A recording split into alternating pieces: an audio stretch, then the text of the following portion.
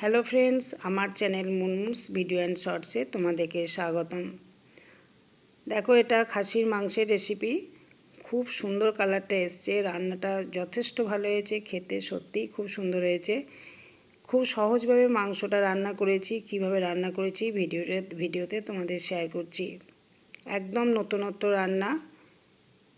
দেখো কিভাবে করেছি, ভিডিওটা স্কিপ করবে না, পুরো ভিডিওটা দেখবে। প্রথমে মাংসটাকে ধুয়ে পরিষ্কার করে নিয়েছি, তারপরে সর্ষের তেল, দই আর হলুদ দিয়ে মাংসটাকে মাখিয়ে আধ ঘন্টা রেখে দিলাম। এবার কয়েকটা মশলা তৈরি করে নেবো। আদা, কাঁচা লঙ্কা পরিমাণ ঝাল বুঝে দেবে, আর ধনেপাতা, পুদিনা পাতা, কারি পাতা দিয়ে একটা পেস্ট তৈরি করে নিচ্ছি। কিছুটা ঘুরিয়ে নেওয়ার পর শুকনো লঙ্কা ওর সাথে করে নিলাম। পেস্টটা তৈরি হয়ে গেছে। পেঁয়াজ বেটে নিয়েছি আর রসুন থেঁতো করে রেখেছি। এরপর কয়েকটা ফোড়ন নিয়েছি। ফোড়নের মধ্যে জায়ফল, জয়িত্রী, গোটা গরম মশলা, শুকনো লঙ্কা এগুলো তো রয়েছে। ফোড়নটা কয়েক সেকেন্ড ভেজে নেওয়ার পর বড় সাইজে 5টা পেঁয়াজ দিয়েছি। 650 গ্রাম মাংসের জন্য পরিমাণটা এইভাবে দিয়েছি। পেঁয়াজটাকে ভালো করে ভেজে নেব। পেঁয়াজের কালারটা একদম লাল হতে হবে, তবে বেরেস্তা নয়। পেঁয়াজটা লাল হয়ে গেলে এটা পাশে সরিয়ে রাখছি, মানে তুলে রাখছি আর কি। বন্ধুরা, আমি কিন্তু আর আলাদা করে তেল দিইনি। ওই কড়াইতেই যে তেলটা রয়েছে ওই তেলের মধ্যে দিলাম রসুন বাটা। রসুনটা কিন্তু খুব মিহি করে বাটিনি, রসুন থেঁতো করে রেখেছিলাম। এরপর রসুন বাটাটাকে কয়েক সেকেন্ড ভেজে নেওয়ার পর আমি দিলাম পেঁয়াজ বাটা। পেঁয়াজটাকে লালচে করে ভেজে নিতে হবে। ভাজাটা ঠিক এরকম হবে। এরপর কাঁচা লঙ্কা, আদা, ধনেপাতা, পুদিনা পাতা আর কারি পাতা যে পেস্টটা তৈরি করেছিলাম, ওর সাথেও দুটো শুকনো লঙ্কা ছিল। শুকনো লঙ্কা একসাথে পেস্ট করা ছিল। ঝালটা তোমরা বুঝে দেবে। বাড়ির ছোট বাচ্চারা যদি খায়, শুকনো লঙ্কা দেওয়ার দরকার নেই।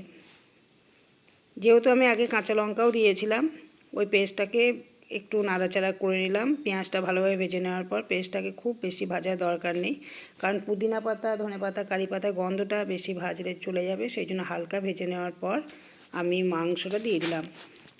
আর বিশেষ কিছু করার নেই। মাংসটাকে এবার ঢাকা চাপা দিয়ে ভালো করে কষাতে হবে।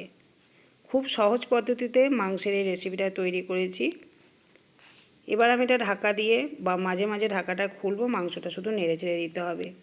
আর এই রান্নাতে গরম জল ব্যবহার করতে হবে, ঠান্ডা জল দেওয়া যাবে না। তাহলে তোমরা ভিডিওটা দেখতে থাকো। মাংসটা সম্পূর্ণভাবে কষে নেওয়ার পর আমি ফিরে আসছি।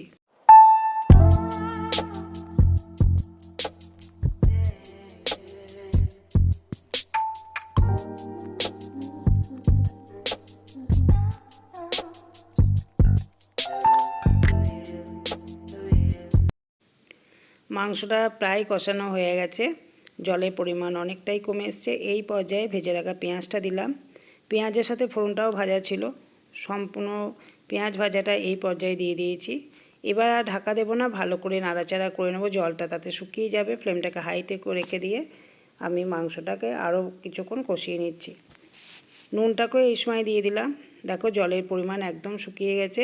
তারপর এখানে গরম জল ব্যবহার করতে হবে। এইভাবে যদি খাসির মাংস রান্না করো, খেতে খুবই সুন্দর হবে।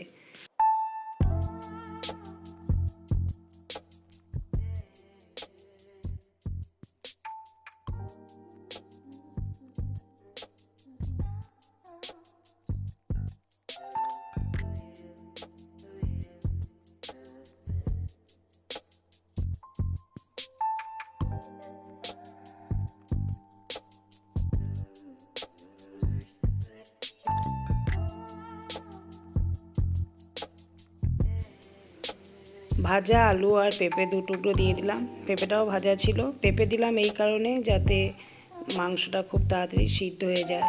আর সামান্য একটু গরম মশলা ছড়িয়ে দেব। এইভাবে 20 মিনিট রান্না করব।